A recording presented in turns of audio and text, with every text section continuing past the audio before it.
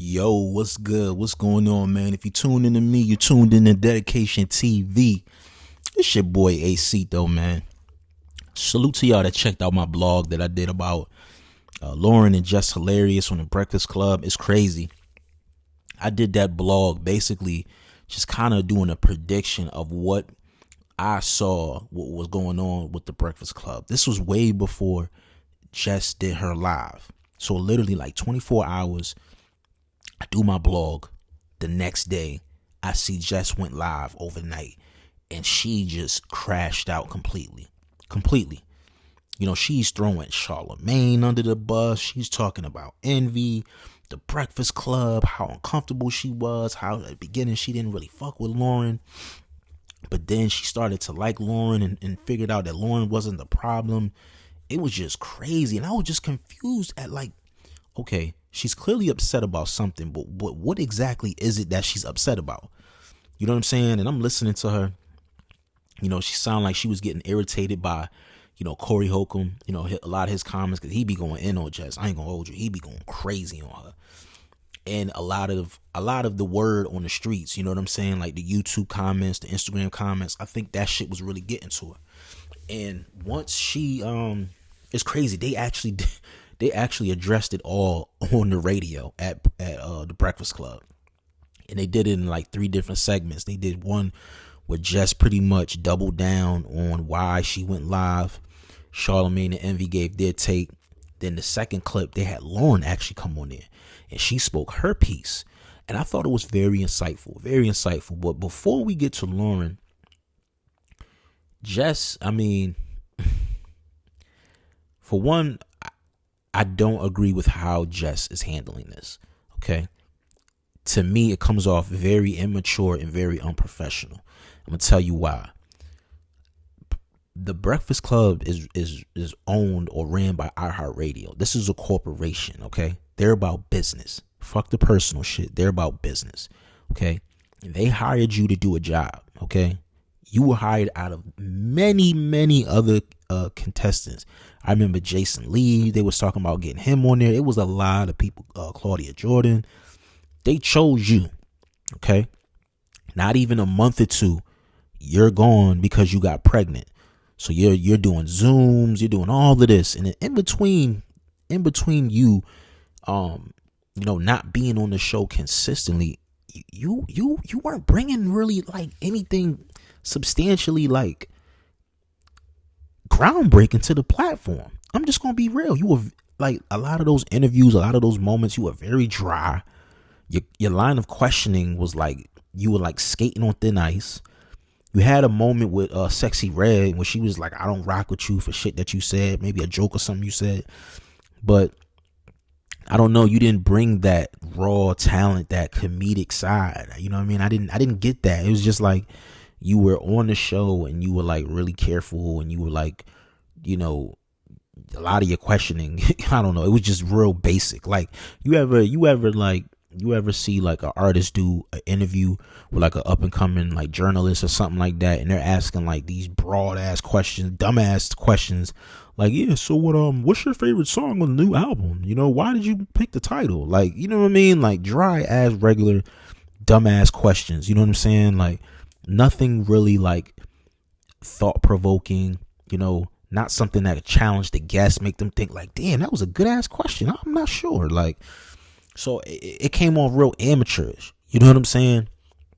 And then once they started incorporating Lauren, it started to like kind of make sense. She kind of had a familiarity, kind of like Angela Lee. With like when you get a woman's perspective that knows the music industry, that knows the entertainers and things of that nature, that, or if you don't know, you can tell the person did their proper due diligence. They did their research, their line of questioning. You know what I'm saying? The way they're engaging with the guests. I feel like she does an excellent job. And come to find out, the reason why she was so good at her job is because she was an executive producer of the show. So one of her job titles was to actually go out there, and research and find good questions and provide that for Charlemagne and for Jess Hilarious and things of that nature. So when they gave her a shot to come from behind the camera, it just worked out. She's beautiful, she's attractive, she knows how to talk, she's familiar with the industry. It just worked. It clicked with them. It clicked. You know what I'm saying? And she came from like a very mature standpoint, but it wasn't like too like cheesy or nothing like that. You know what I'm saying? Like just very grown and sexy type of shit. You know what I'm saying?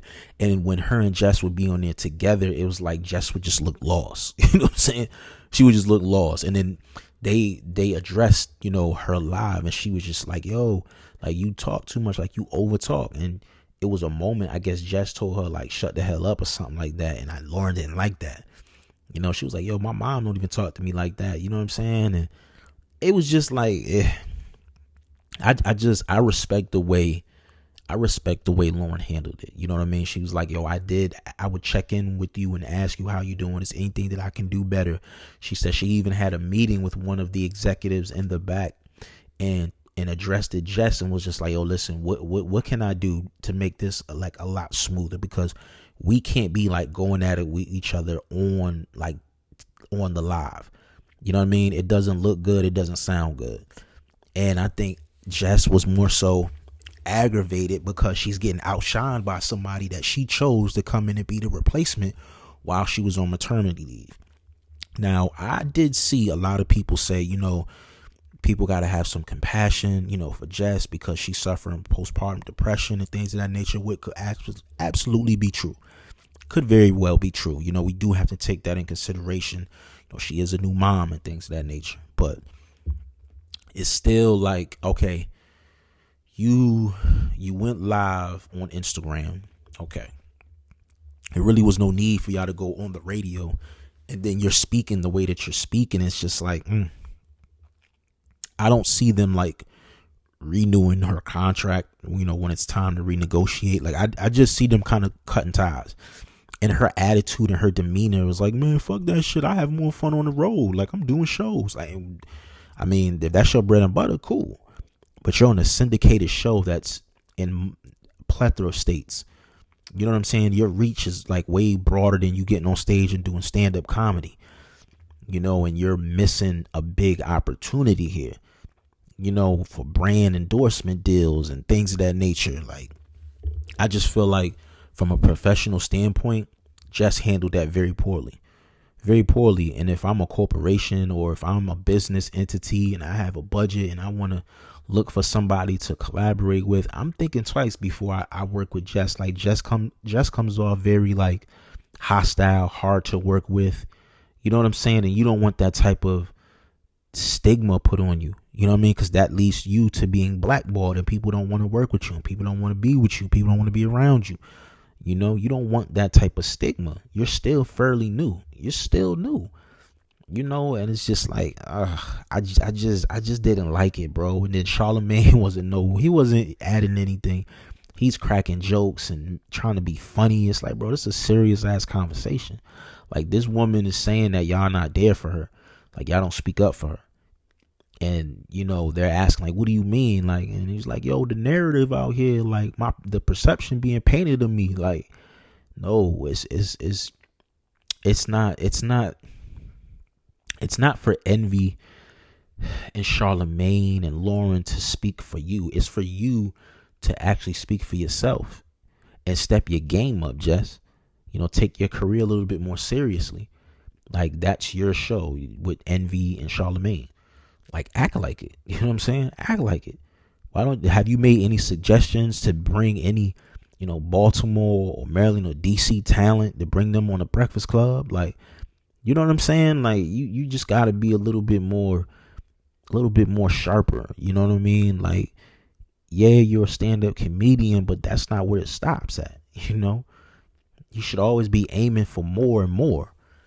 But most importantly, when you're in a corporate world or if you're just doing business and you have a discrepancy, you have a problem, the worst thing you can do is go to the internet.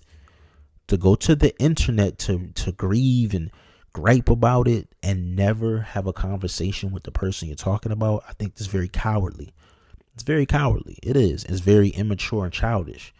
And that's just how I see it. That's just how I see it, man. You know, my thing is just like, if you're not gonna give 110%, it's like, just move out the way and just, let Lauren shine. Just let her shine, cause she's gonna grind and she's gonna take full advantage. You know what I mean? That camera be on, she be having the new wig laced. You know what I mean? Like she, you feel me? Like she be ready. She be ready. And I just feel like Jess, man, is just, I don't know, man. I just feel like she got a lot more learning to do. And it's unfortunate to see that she ain't got no OGs, to kind of like pull it to the side, like, yo, you gotta chill. Like, that's not how you handle things. You know what I mean? But I don't know. That's just my opinion of things. But y'all let me know what y'all think in the comment section. Do you think Jess Hilarious will finish the year on Breakfast Club, or do you think they will cut ties and just solely rock with Lauren? Let me know what y'all think about Lauren in the comment section as well. All right, subscribe to the channel. Follow me on all social media platforms. It's your boy Acito. I'm out of here, y'all. Peace.